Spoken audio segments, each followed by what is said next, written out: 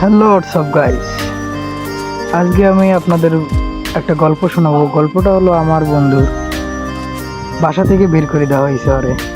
দিনটা ছিল শনিবার 10 তারিখ, সকাল 10টার সময় বের করে দেওয়া হয়েছে ওরে। ও আমাকে রবিবার রাত্রেবেলা ফোন দিয়ে বললো, বন্ধু এই ব্যাপার। আমি বললাম কি, ভালোভাবে বল।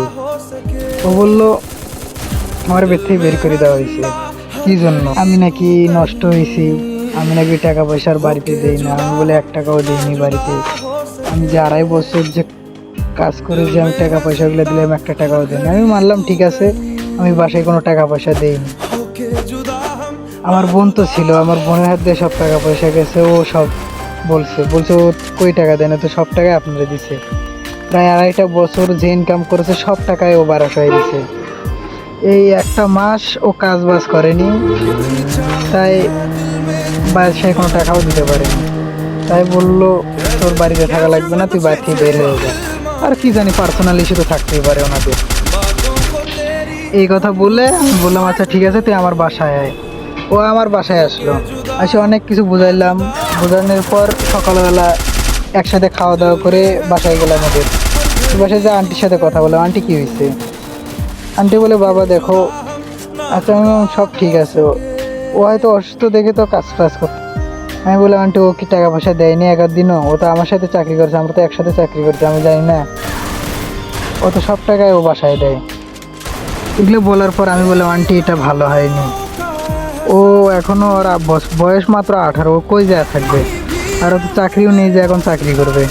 কই আমি জানি না, ও কই যায় থাকবে, থাকুক। এই কথা শুনে আমারও অনেক খারাপ লাগলো।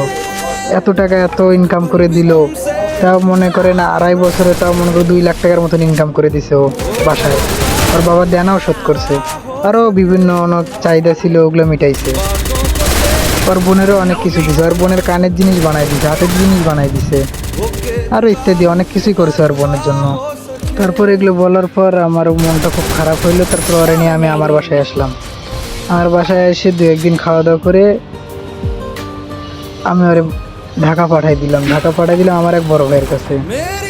বড় ভাইকে বুঝাই বললাম, ভাই এই সমস্যা, ওর একটু দেখে রাখেন। তো ঢাকায় যাওয়ার আগে আমাকে একটা কথা বলছে, বললো আমার হাতের ফোনটা বিক্রি করে দেবো। আমি বললাম কেন? আমি যে ঢাকায় যাব খাবো কি? আমার তো কেউ নেই যে আমি টাকা নেবো যার কাছ থেকে। আমি বললাম সমস্যা কেন, আমি আসছি তো। আমি ওরে দিলাম 2,000 টাকা হাতে দিয়ে, বললাম তুই এটা নিয়ে 2-3 দিন ভালোভাবে থাকবি, আর বাকিটা আমি পরে তোকে বিকাশে পাঠাই দিব।